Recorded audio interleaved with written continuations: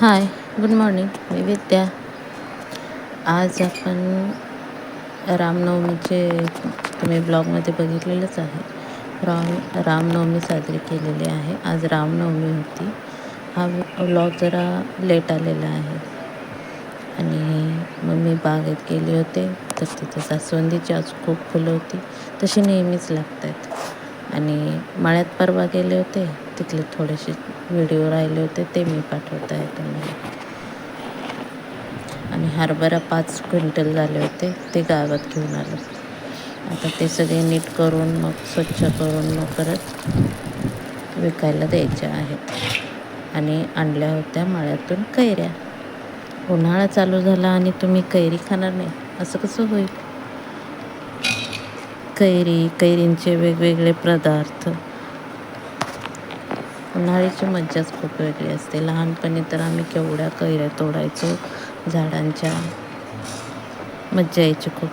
उन्हाळ्यामध्ये मिळणारी कैरी ही आरोग्यासाठी अत्यंत गुणकारी असून तिच्यामध्ये जीवनसत्व ए, सी आणि ई असतात आणि खनिजांनी समृद्ध असते. शरीरातील उष्णता कमी करते ही कैरी.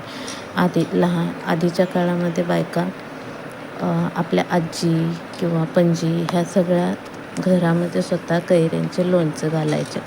पण ते लोणचं आणि आत्ताचे आपण जे विकत घेतो त्याच्यामध्ये खूप फरक आहे.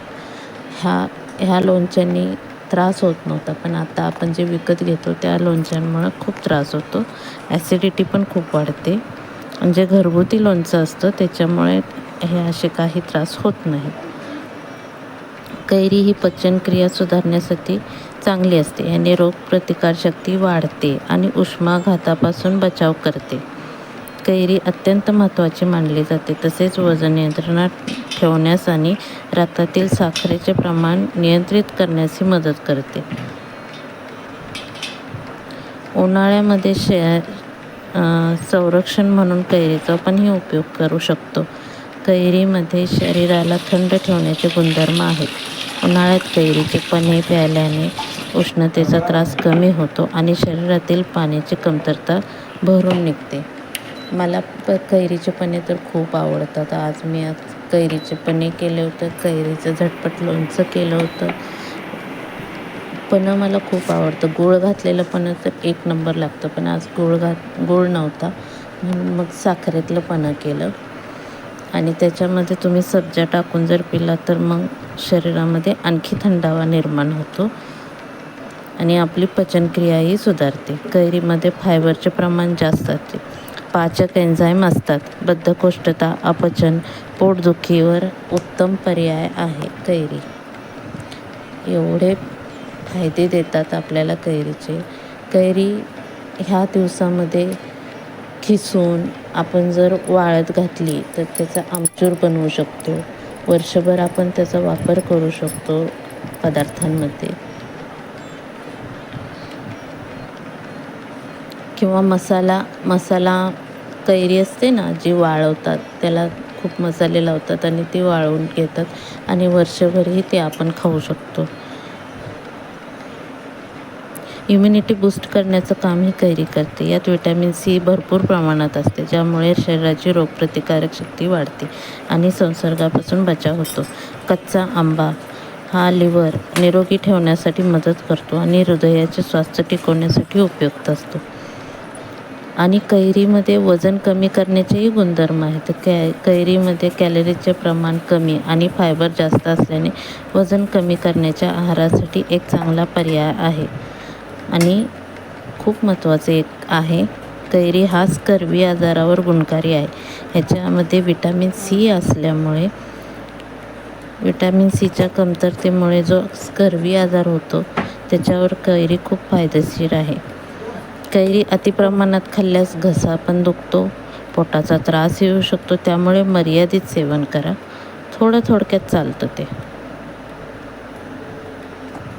तुम्हाला कैरीचे फायदे कसे वाटले ते नक्की सांगा. आणि आज मी पन्हं करत होते. पन्हं करताना आपण कैरी कुकरमध्ये घातले, शिजवून घेतली. त्याच्यामध्ये पुदिन्याची पानं, थोडंसं मिरची टाकली. मी टाकू शकता, नाही टाकली तरी चालते.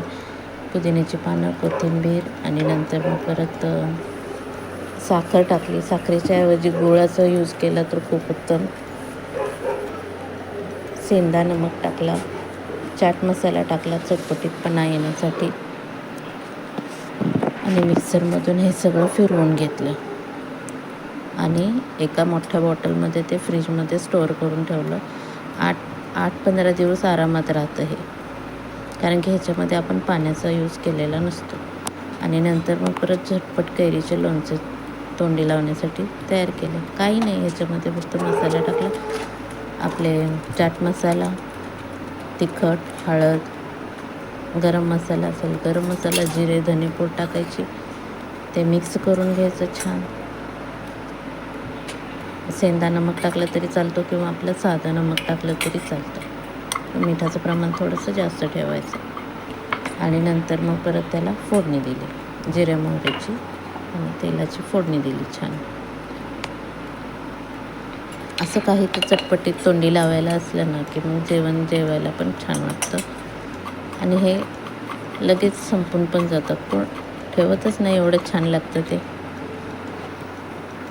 माझ्या दोन्ही रेसिपी तुम्हाला कशा वाटल्या नक्की सांगा आणि कैरीचे फायदे तुम्हाला कसे वाटले ते सांगा.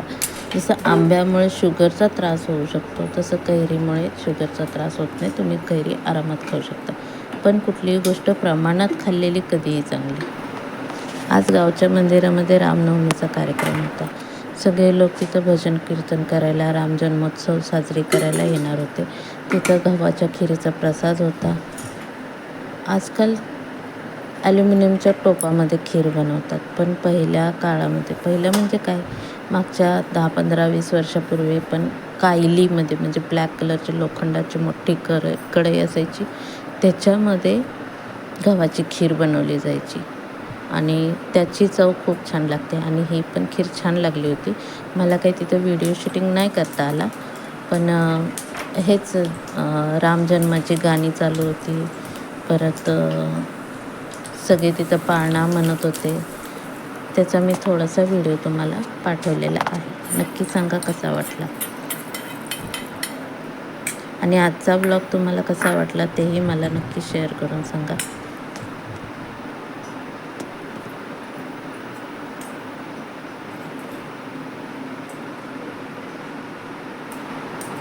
व्लॉग आवडल्यास लाईक करा, शेअर करा, सबस्क्राईब करा आणि कमेंट करून तुमच्या प्रतिक्रिया मला नक्की कळवा.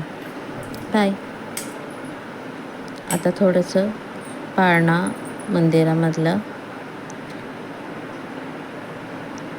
कसा वाटला तेही सांगा. आणि इथं आमच्या राम मंदिरातले श्रीरामांची मूर्ती आहे, इथं सीतामाता आहे, इकडे लक्ष्मण आहेत, तिथंच विठ्ठल रुक्मिणीची पण मूर्ती आहे आणि आपले मारुती आहेत. आणि दुसऱ्या दिवशी मारुतीचं जन्मोत्सव साजरा झाला होता.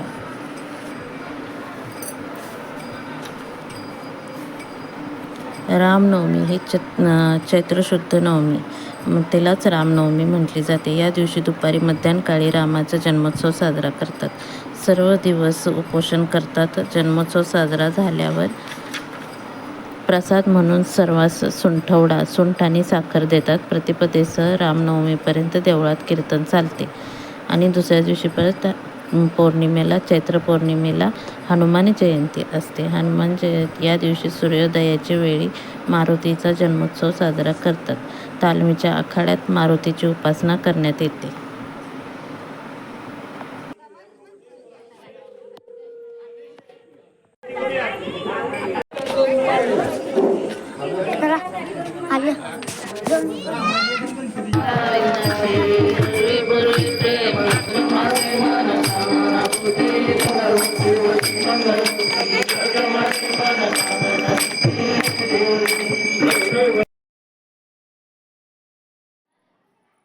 मला सकाळी सांगितलं, मी स्टेटस ठेवला असता का नाही.